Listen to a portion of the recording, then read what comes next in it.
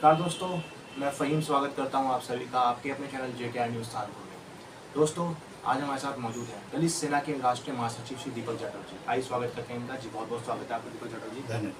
बहुत बहुत धन्यवाद। तो दीपक जाटव जी, SC/ST की जातियों में आरक्षण का वर्गीकरण करने का फैसला संविधान के अनुच्छेद 341 एवं 16(4) के विरुद्ध SC/ST समाज विरोध कर रहा है। इसमें 21 अगस्त को समाज के द्वारा भारत बंद की घोषणा की गई है। इसमें दलित सेना की क्या क्या भूमिका रहेगी? इससे पूर्व दलित सेना ने कई बड़े बड़े आंदोलन भी किए हैं।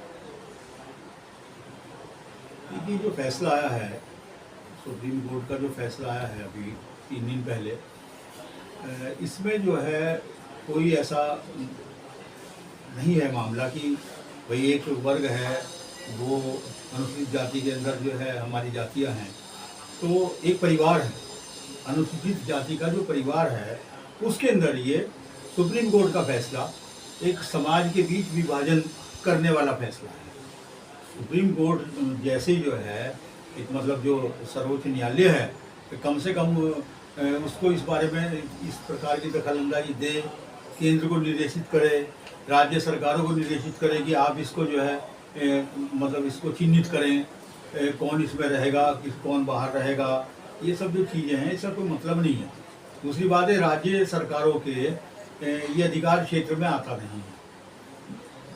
ये जो संविधान के तहत जो रिजर्वेशन मिल रहा है, ये बाबा साहब अम्बेडकर की देन है, ये कोई किसी की दी हुई भीख नहीं है। और हमारा समाज है, SC/ST समाज है, वो एकजुट है। अब उसके अंदर ये वर्गीकरण जो कर रहे हैं इस फैसले के माध्यम से, इस फैसले की आड़ में जो समाज तरक्की कर रहा है, थोड़ा शिक्षित बना, थोड़ा वो आगे बढ़ रहा है, तो उसके हितों पर ये कुठाराघात है और सीधा सीधा उसके मौलिक अधिकारों का हनन है।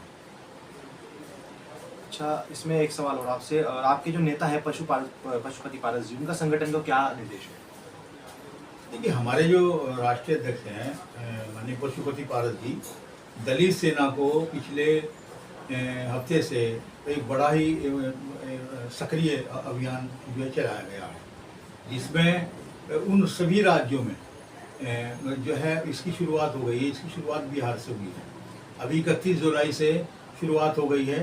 और उत्तर प्रदेश में हम देख रहे हैं, उन्होंने निर्देशित किया पूरी की पूरी नेशनल कमेटी के लोगों को, और संगठन की जो जिम्मेदारी है उसको निभाते हुए हमने जो है कल ही सभी जो है ना प्रदेशों को ये निर्देशित किया।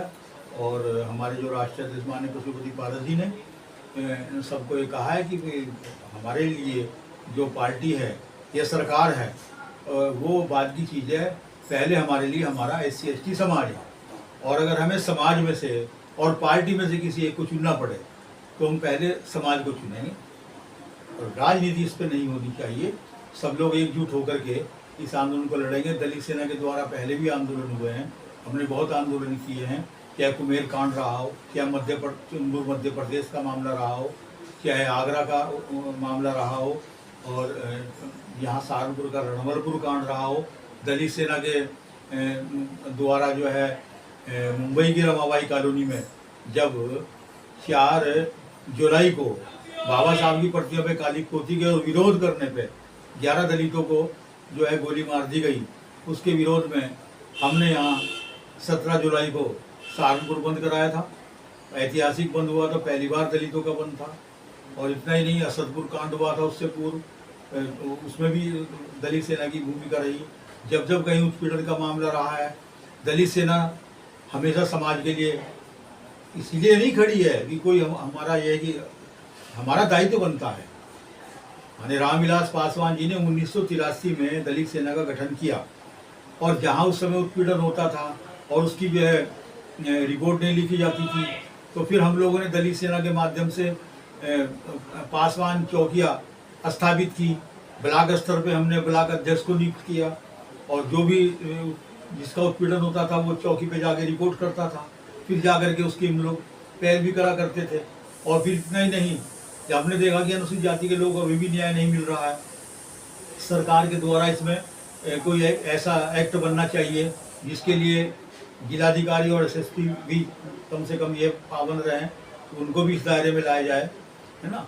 तो 1989 में रामविलास पासवान जी ने श्रम कल्याण मंत्री रहते हुए वीपी सिंह जी की सरकार ने SC/ST एक्ट बनवाया था। 1989 SC/ST एक्ट बना, दलितों का उत्पीड़न रोकने में वो बड़ा प्रभावी हुआ।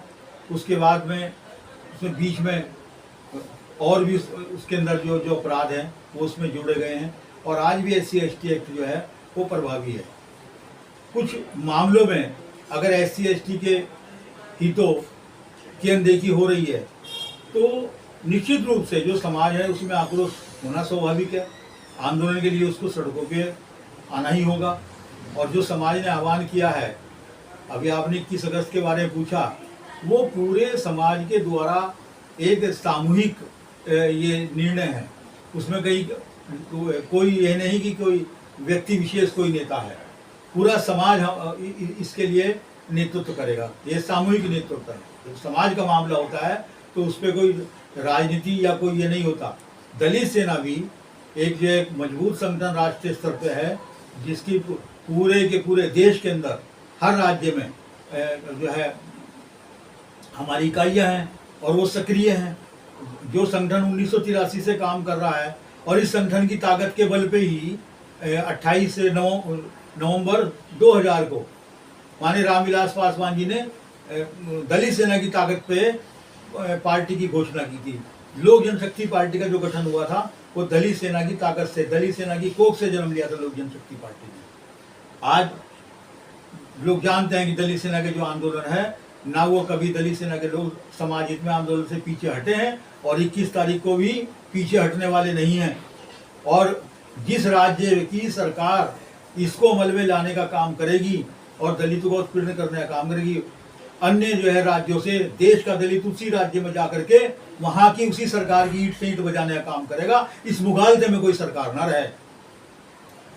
21 अगस्त को जो समाज में भारत बंद का आंदोलन कर रहे हैं, उसमें आपकी क्या मुख्य भूमिका रहेगी? मुख्य भूमिका तो हमारे पूरे समाज की है। दलित सेना का राष्ट्रीय महासचिव होने के नाते हमने अपने सभी पदाधिकारियों को निर्देशित किया है कि आप लोग जो है अपने सामाजिक दायित्व को शांतिपूर्ण तरीके से निभाएं, और सरकार को हम इस बात के लिए चेता रहे हैं। नरेंद्र मोदी जी जब ये अभी उन्होंने शपथ ली तो उन्होंने संविधान को माथे से लगाया। आपने संविधान को तो माथे से लगाया, लेकिन कम से कम भी जो उसकी लाज भी रखने का काम जो है मोदी जी की जिम्मेदारी बनती है, ये केंद्र सरकार की जिम्मेदारी बनती है। और जो राज्य सरकारें हैं, वो राज्य सरकारें का तो ये अधिकार क्षेत्र में ही नहीं है। सुप्रीम कोर्ट ने तो ये समाज को बांटने का एक बीज बोया है। अगर इनको इस बात की चिंता हो रही है, क्रीमी लेयर देख रहे हैं, तो जितने जो चीफ जस्टिस हैं जो आज बैठे हैं, कोई इनसे पूछे कि इनके बाप और इनके जो दादा हैं जब वो चीफ जस्टिस बन गए थे तो क्या इन्हें भी बनना चाहिए था? जब तक न्यायपालिका में SC/ST का और OBC का आरक्षण नहीं होगा, तब तक सुप्रीम कोर्ट में ईमानदारी से न्याय नहीं हो पाएगा। उन वर्गों का भी प्रतिनिधित्व होना जरूरी है। प्राइवेट सेक्टर में भी रिजर्वेशन नहीं है, प्राइवेट सेक्टर में रिजर्वेशन होना चाहिए। और जितने भी न्यायपालिका हैं, चाहे वो राज्य स्तर पे हैं, हाई कोर्ट हैं और या सुप्रीम कोर्ट हैं, उस सब के अंदर रिजर्वेशन होना चाहिए। दूसरे, इनकी नियुक्ति आप केवल जजों के माध्यम से उनके अधीनस्थ आप जो है इसको करते हैं, वो बिल्कुल तरीका गलत है।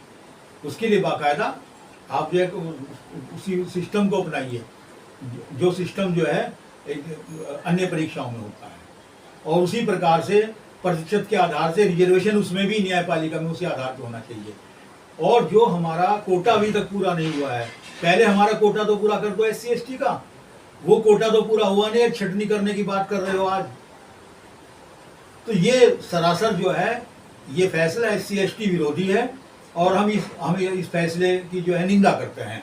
और इसके विरोध में ही समाज 21 तारीख को जो बंद का आह्वान किया है, उसमें दलित सेना की प्रमुख भागीदारी पूरे देश में होगी। दलित सेना और राष्ट्रीय लोक जनशक्ति पार्टी के संस्थापक श्री रामविलास पासवान जी के जो बेटे हैं चिराग पासवान जी, उन्होंने इस फैसले के विरुद्ध जाने का फैसले के विरुद्ध जाने हैं, उसके बारे में आप क्या कहेंगे? देखिए, हमारे नेता माननीय रामविलास पासवान जी 51 साल की बेदाग राजनीति की, और चिराग पासवान जी उनके बेटे हैं, वो लोक जनशक्ति पार्टी रामविलास के राष्ट्रीय अध्यक्ष हैं, और माननीय पशुपति पारस जी हमारी पार्टी के राष्ट्रीय लोक जनशक्ति पार्टी के राष्ट्रीय अध्यक्ष हैं। ये चिराग पासवान जी का जो फैसला है, ये केवल अकेले चिराग पासवान जी नहीं, चिराग पासवान जी हो, मायावती हो, रामदास अठावले हो, जीतन राम मांझी हो, हमारे समाज के जितने भी अनुसूचित जाति और जनजाति के नेता हैं, इस विरोध में तो सभी को साथ आना होगा। ये इस प्रकार का जो बयान है, ये पारस जी ने भी कहा है और चिराग पासवान जी ने भी कहा, क्योंकि चिराग पासवान जी मंत्री है, सरकार में और भी मंत्री हैं जो है, तो ऐसा नहीं है। जब समाज के हितों की बात आएगी तो उनको जो है अपने राजनीतिक जो है हित को छोड़ करके समाज के लिए आगे आना ही होगा। और मैं समझता हूँ, हमें ऐसी उम्मीद है कि चिराग पासवान जी नहीं, चिराग पासवान जी के अलावा जो अन्य भी हमारे दलित समाज के नेता जो मंत्री पद पे बैठे हुए हैं, वो इसके विरोध में, फैसले के विरोध में समाज के साथ ही होंगे, साथ खड़े होंगे। और इतना ही नहीं, जो रिजर्व सीट से जीत करके सांसद गए हैं, अगर इस फैसले में जरा सी कोताही बरती गई, दलितों का जो है कहीं भी किसी प्रकार का अहित होने की बात आई, तो उन सांसदों को भी इस बात के लिए बाध्य कर दिया जाएगा कि आप लोकसभा से इस्तीफा दे दें, अगर आप SC/ST के हितों की रक्षा नहीं कर सकते।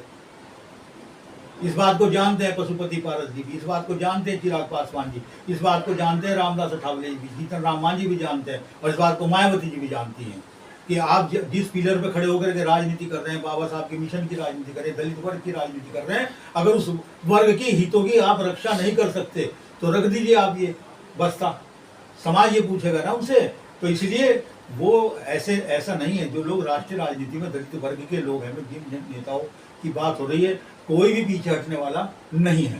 तो ये थे दलित सेना के राष्ट्रीय महासचिव श्री दीपक जाटव जी। फिलहाल प्रोग्राम बस इतना ही। कैमरामैन आनिश के साथ मैं फहीम, JKR न्यूज़।